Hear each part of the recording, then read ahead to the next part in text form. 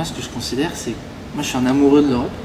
Et donc, c'est vrai que quand on regarde un peu le niveau du débat de façon globale, c'est vrai qu'on se dit que peut-être le 10 juin, on pensera à une occasion manquée.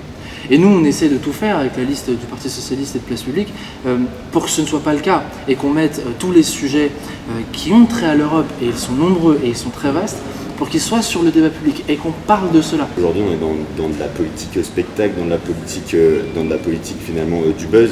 Donc pour les insoumis, ça marche bien, quitte à devenir confus. D'un côté, il y a ceux qui font le buzz pour le buzz, qui desservent les luttes qu'ils croient défendre. Et de l'autre côté, évidemment, on a un PS Place Publique où parfois il y a, tu disais le terme moleste que je trouve assez juste, en tout cas pas de cohérence. Par exemple sur l'écologie, on voit qu'ils défendent des pistes de ski artificiel, l'autoroute A69 qui est un projet d'un ancien temps. Et donc en fait, nous on ne nous entend pas parce qu'on ne veut pas faire ce buzz là, parce qu'on ne fait pas ce jeu là, mais en fait c'est parce qu'on est les seuls à avoir des vraies propositions qui aujourd'hui évidemment ont du mal à percer dans l'espace médiatique où c'est beaucoup de cacophonie comme tu le disais, mais pourtant qui sont des propositions justes, qui tapent souvent là où ça fait mal et là où c'est nécessaire. Et c'est aussi pour ça que je suis là ce soir. On aura le temps, on a 3 heures pour expliquer nos propositions, et je pense qu'à la fin les gens seront convaincus que les vraies propositions, le fond, c'est plus pertinent que le buzz.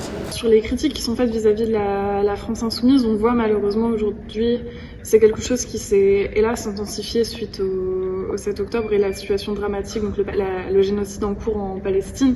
On voit que y a des gens qui se retrouvent dans des espèces d'alliances de circonstances, globalement beaucoup de partis, de la gauche comme la droite jusqu'à l'extrême droite, pour taper sur la France insoumise. Et donc c'est quelque chose d'assez navrant, puisqu'aujourd'hui l'ennemi, l'adversaire, c'est la droite macroniste et l'extrême droite, mais il y a dans les passages médiatiques des gens issus du PS ou des Verts, même du PCF, qui hélas préfèrent taper sur la France insoumise. Et c'est dommage, parce que je pense qu'en faisant ça, ils n'améliorent pas leur situation. C'est pas parce qu'on tape H24 sur la France insoumise, en nous faisant souvent des procès d'intention, quitte à nous taxer de choses très très graves, c'est pas forcément comme ça qu'on va prospérer. Au contraire, on fait plutôt le jeu du bloc macroniste. Donc c'est quelque chose d'assez navrant. Je pense que c'est une technique pour essayer d'exister, mais ça ne fonctionne pas. C'est une campagne où on doit intéresser les gens dans un premier temps, puisque outre les débats de fond sur nos divergences avec les autres formations politiques ou ce que l'on propose dans nos programmes, dans nos propositions, il y a faire connaître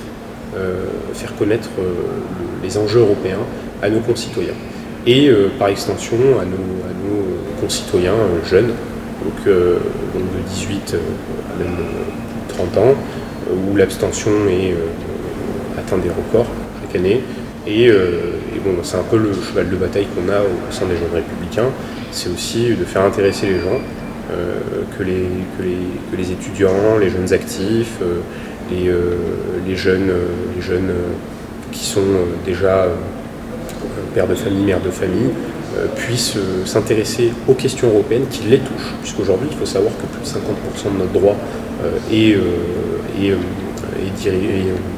fait par l'Union européenne. Donc il y a un enjeu là-dessus, un enjeu majeur, et pour ma part, il se situe dans le fait de venir à des débats, pour faire connaître nos positions, mais aussi d'être sur le terrain par le militantisme. Nos convictions, celle que je vous ai dite tout à l'heure, autorité, identité, liberté, c'est affirmer cette ligne, une ligne d'autorité qui ne signifie pas autoritarisme, qui signifie respect de l'état de droit, respect de nos institutions républicaines. Nous, on est une liste qui a envoyé plus de 20 eurodéputés il y a 5 ans, et on a réussi à transformer cette Europe, à la faire avancer. L'Europe est dans une situation de léthargie, elle n'avançait plus, bloquée par ces deux grands partis de droite et de gauche européens. Et nous, on a réussi à débloquer un certain nombre de sujets et à faire en sorte que l'Europe réponde face aux crises notamment qui l'ont frappée. et solutionne un certain nombre de problématiques à laquelle elle n'arrivait pas à apporter de réponse pour l'instant. C'était le cas notamment des travailleurs détachés, auxquels on a réussi à répondre au cours des 5 dernières années. Ce fut le cas notamment lors des crises, en particulier du Covid, avec ce plan de relance qui nous avait manqué lors de la dernière crise financière internationale et qui nous a permis de protéger notre économie et les Français. Et nous, on veut continuer à construire cette Europe qui protège les Français, notre pays, qui lui permet aussi d'être plus forte. Nous pensons qu'une Europe puissance, c'est une France plus forte dans le monde, et nous portons ce concept, nous l'avons porté, inventé, et nous le défendons aujourd'hui, et nous sommes les plus légitimes demain à obtenir des avancées en la matière. Le Green Deal, ça fait partie de notre bilan. Il est améliorable, ça fait partie de notre proposition. Mais on a ce bilan-là. La directive sur les travailleurs des plateformes, ça fait partie de notre bilan. Le vote du Parlement européen sur l'interdiction des stages non rémunérés, ça fait partie de notre bilan. Et donc voilà, on a notre délégation qui a porté un certain nombre de sujets au Parlement européen, et notamment les eurodéputés français, j'entends, sur l'immigration, sur les transports, sur la taxation des superprofits, sur les droits humains, sur l'interdiction de l'importation, on va dire, de produits manufacturés sans le respect de normes sociales notamment et environnementales.